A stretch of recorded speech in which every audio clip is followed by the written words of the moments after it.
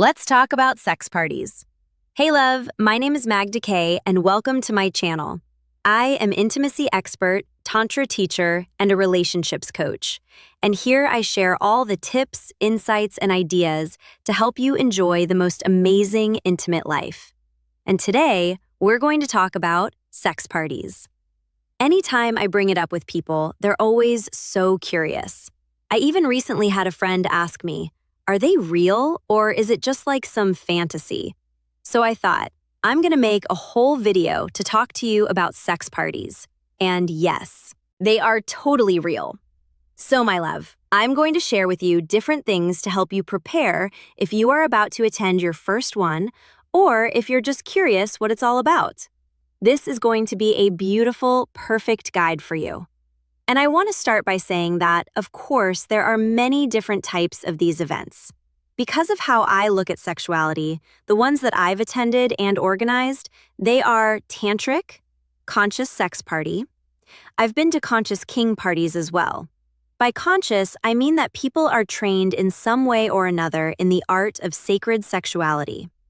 In Tantra, I mean that there's no alcohol and no drugs, and I mean that boundaries are consent are #1 priority. Now, you're totally gonna have sex parties that do not honor any of these. People are drunk, they take drugs, they just join, they don't ask if it's okay. That happens too. It's not my thing. I would not want to attend one of those events, but they absolutely exist, and ultimately, it's up to you to see and decide which type of space you'd like to be in. Now, this video will mostly focus on those conscious events, but a lot of what I say will apply to the space anyways. Or what you can also do is no matter how the event is organized, you can still use the tips that I'll be sharing to make this experience the best for you. Okay, so how do these parties really look like? Let's look at some logistics. So first of all, usually you rent out a beautiful big villa for the event. It's secluded, so can have your full privacy, and you'll have different spaces, different areas. So there will be a space where you can just connect with someone and talk. There may be space for meditation if you get triggered and just want to process something. There will be another space for massage or for cuddles, and there will be a dedicated space for penetration. So usually this is, people try to kind of honor the fact that you will be on the journey and you may feel super open and very comfortable, but you also may not do so. No matter where you are in your experience of the party, you will find a little location, little space where you can be taken care of. Then, of course, the mood is set up. So the villa is beautifully decorated, you have all the lovely lights and the music, and often there are toys provided. There will be some drinks, sometimes some food, so all of us will be there as well. There is a dress called, because it's a sex party, so it's really nice if you can dress up in some sexy lingerie or some kinky outfit. It really helps to be in. The mood, those parties are usually around 30 people. But of course, there can be less and more. I've attended parties that had even 80 people. But just kind of on average, if you're not really sure what to expect, usually it will be around 30 people. And they do make an effort to keep the number of men and women even. What it also means is now most of these events are paid. So what it means is that a single woman will usually pay cheaper. And if you're a single man, your ticket will usually be more expensive. Again, you're going to pay less if you're coming with someone as a couple. Now, I know this may feel unfair, but it's basically to make sure that this party doesn't turn into like 25 horny and excited men and just 5 women. Because it is absolutely important to keep those numbers even, or if anything, to have more women than men, regarding safety and STI. So some parties actually require you to have a probe that you've been tested and that everything is okay before you attend. Others, not necessary. And then you just kind of, trusting each other, what we say. Most of those parties do provide condoms, but I think it's a great idea to have your own just to make sure you never run out of them, because that can also happen. And again, if you need lube, you can take it. If you have your own toys, you can bring them, although most of these parties will have a lot of toys provided now, especially if it's your first one. If you're new to that type of space for these parties, usually someone will talk to you. They'll ask you questions. They'll try to understand if you will feel good in that space, because ultimately, those parties are created by the participants. Every party I've been to has been very, very different because of the people. So it's really important that the majority of people in the space are people with experience in sex parties and also who feel very comfortable. Because if you have like 30 people who have never done this before and everyone is shy, it's going to be really difficult to get it started. So again, organizers try to balance this. Have a few newbies, but also have a lot of like experienced tantric people so they can kind of lead and guide the energy. And so yes, most likely they will talk to you. They'll ask you some questions, they'll explain the rules, they'll try to fill into you if it's going to be a good match. And if it ever happens that they will tell you later that they don't think it's a good idea for you to attend, ask them why they think that. And they may actually give you really good feedback on what you may focus on. So just to give you an example, there was this one party that I was organizing, and this couple came to us wanting to attend because they've been going through a lot of issues in their relationship. And they're hoping that that experience of a sex party would be something that brings them together. And we actually spoke to that couple, explaining that spaces like this, they can be extremely triggering. And in fact, instead of bringing them closer together, they can like just explode even more. So this was not recommended for this couple. We spoke to them, we explained why, and they went through the work to come closer together. And when they healed some of their issues and wounds, then few months later, they didn't attend a party, and then they had a great time. Now, lastly, if it is a conscious event, it's really considered to be an event. So we have a container to really want to take care of. That means that there is an opening circle and there's a certain ceremony and a workshop part, which I'll speak to you about in a moment. And then there's closing. And honestly, even if you don't really work with energies and you're not into Tantra, you will feel the difference if there are people just coming in and out throughout the night. So the general rule is that everyone needs to arrive until a certain time. And once the space is open, you cannot enter anymore. Now, no one is going to force you to stay until the end if you want to leave earlier, but again, it is recommended to do stay until the end. There's a beautiful closing ceremony, a sharing circle. So if anything came up for you, any triggers, you'll have space to actually share this and process that. So like I mentioned, those parties, they started sort of like a workshop part. And this is the practical part where all the participants are taken through different techniques and exercises and games to help break the ice. Because, you can be really experienced with sex parties, and still, when you land in a villa with everyone else, it can get awkward. I've been to a party. In fact, my very first sex party was like this, and everyone was sitting around. So what to do now? So it's really helpful when there is this kind of workshop introduction. So what we do in this time is you get to get to know people, speak to them, kind of tune into them. If you like someone, ask them questions. You get to express what it is that you really hope to experience during this night and what maybe triggers you. What may be some things that make you feel uncomfortable, it really helps to just voice it out and share with other people. You'll discover you're not the only one who feels nervous. Then you're going to do a lot of practices to bring playfulness into the space, to start touching each other. So break this barrier of touch so that later, connection is more easy and more natural. And you will be going through practices around asking for consent and expressing your yes, your no. Expressing your boundaries, that is. Really, really important. So there will be a big chunk of that introduction is for you to know specific techniques to ask for consent and also to say yes or no yourself.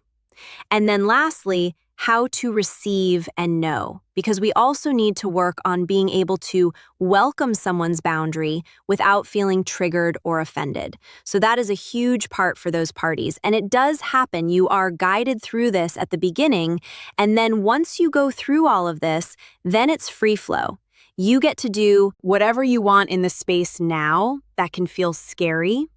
So now is the time when you're meant to approach someone, and you should probably have sex. Also, let's talk about it. The most important thing that people assume is that sex parties are all about sex. And in fact, that maybe you're expected to have sex. That if you're not having sex with anyone, that maybe someone will come up to you and tell you like, hey, what are you doing? Go and have sex with someone.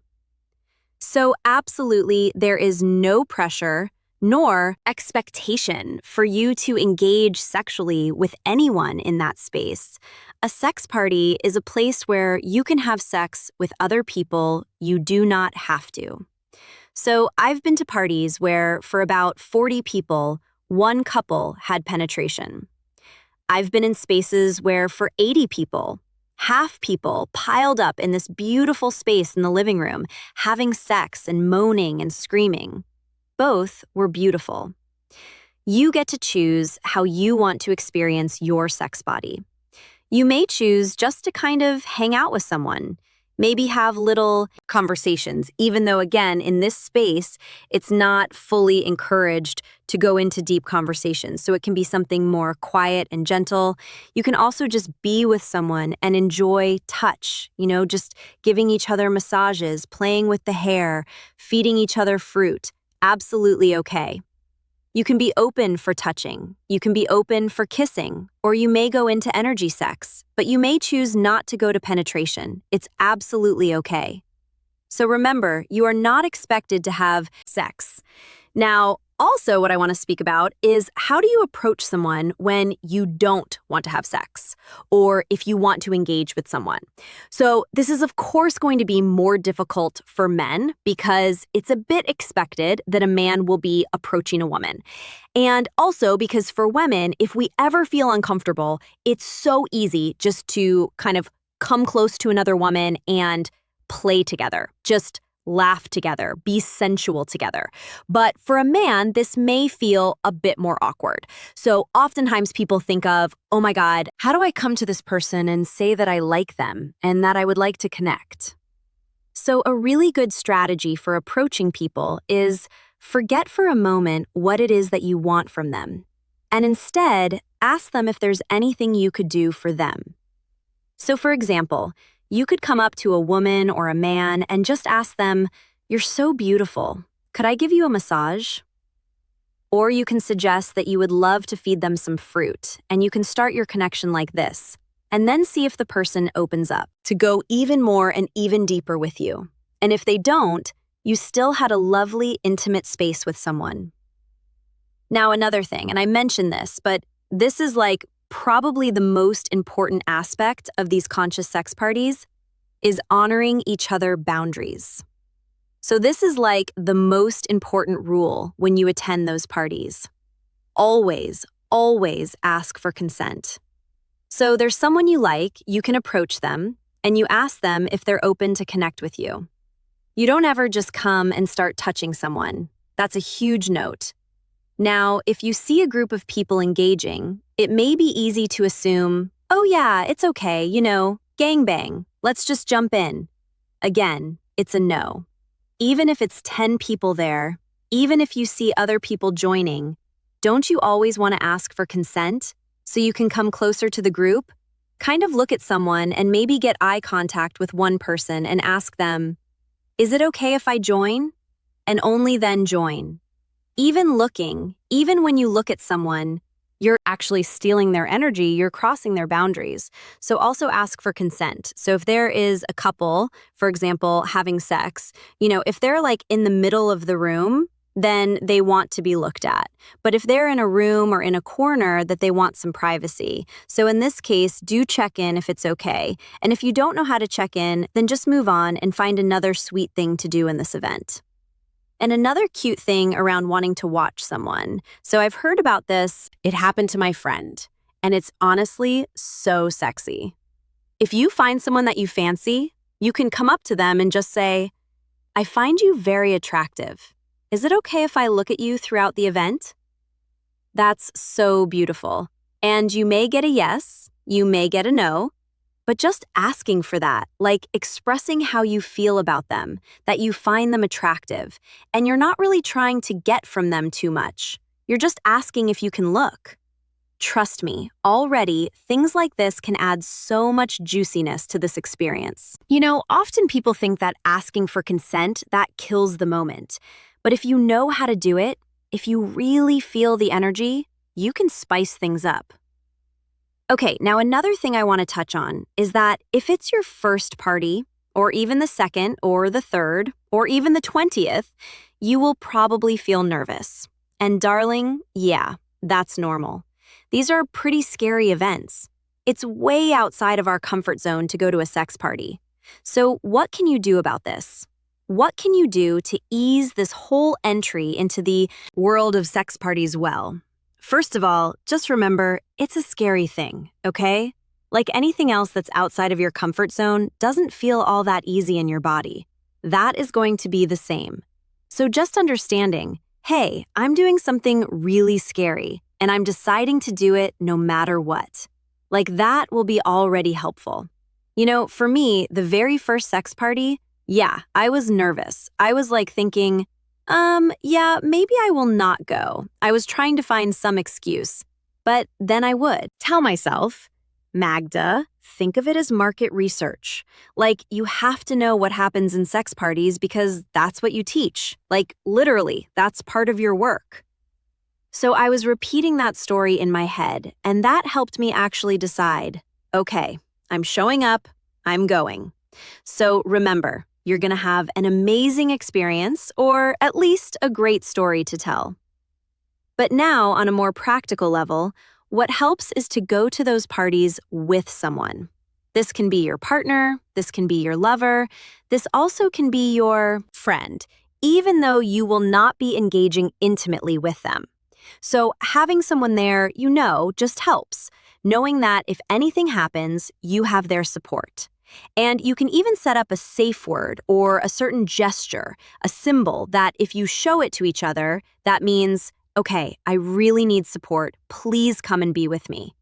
It really helps if you dress up, like I said before. And this is actually interesting in few ways. So first of all, it is a party. And when you dress up, when you're part of the flow, you really feel more playful, like you're not an observer, which can happen in these spaces if you feel kind of like you don't belong. So through dressing up, you feel more like you are part of the whole experience. And secondly, actually having these sexy clothes, being half naked, makes it more available for people to approach you. So think about it. When you normally have sex with someone, there is this moment of having to undress your partner. That's like extra work.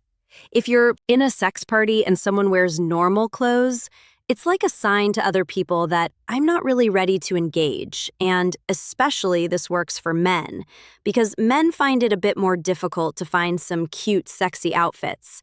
But I can tell you from experience that for me, if I see a man who is dressed in normal clothes and man who's, for example, just in boxers, I feel like I'm more welcome by the second one. It feels like he has already opened his energy. So again, if you dress up, it will also help with this nervousness, and it will help you throughout the party. And the last thing, and that's for men. It may absolutely happen that you will not be able to get an erection during the party. And once again, it's so okay and so normal. Most of the men that I know of who do go to sex parties, they had this experience for the first party and sometimes again in the future. It is a lot of pressure. What are you expecting, Just like for me as a woman, it may be hard to get wet. Just like this, with a stranger. Don't expect from your body to do something crazy that normally it wouldn't feel comfortable doing. So if you go for the party and you would like to engage, but simply he's not on board, don't feel bad. Just enjoy all of the other ways of connection.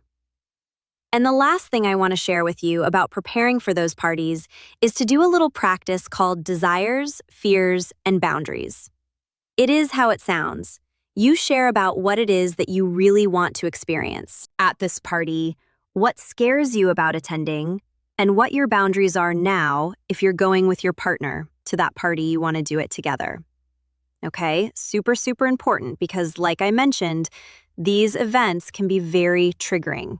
You want this event to bring you guys closer together, explore more fun, not to get triggered and then feel really scared about the future of your relationship. So you share with your partner, what would you love to experience, what scares you, and what your boundaries are. And both of you share. This now, if you're going with a friend, also do this sharing even though you're not planning on interacting. It's really good to know where both of you are. And also, if you're going as a single person because your partner stays home, you do want to do this practice with your partner at home so that they can feel safe and confident about you attending. Which, by the way, already gives you an insight that if you're with a partner and they're not into you, you can totally go by yourself. Just make sure, discuss this with your partner before so they know that you're not going to cross the line. And if you're single and going as single just to have fun, do this exercise with yourself again, sharing what it is that you would love to experience at this night and what you are scared of, and then what your boundaries are. So, my love, these are all of my tips and insights about sex parties, and I really, really hope that you get to experience your first one, and maybe way more to come. They are honestly lots of fun, really beautiful. They really help you normalize sex, being around people who are having sex next to you. Being in this energy, that experience is honestly beautiful and healing. And remember, absolutely honor your boundaries. You don't have to engage with anyone. You can spend the whole evening by yourself, just being in the energy and in the space. That's totally fine. I've done this. You get to choose what your experience is. But in any case, it will be really adding so much value, depth, and experience to your intimate life. So I hope that you found this video helpful, and I would love to hear from you. So make sure to comment below. Have you attended a sex party? Would you like to attend a sex party? And if you do, what are your desires for the party? What are your fears? And what are your boundaries? I'd love to hear from you, so make sure to comment below. And darling, if you did like this video, please give it a like. Please subscribe to my channel. If you would like more videos like this, I love, love, love seeing your comments and your likes. It's a beautiful motivation for me to keep recording these videos for you. So thank you for watching, and I'll catch you next week. Bye.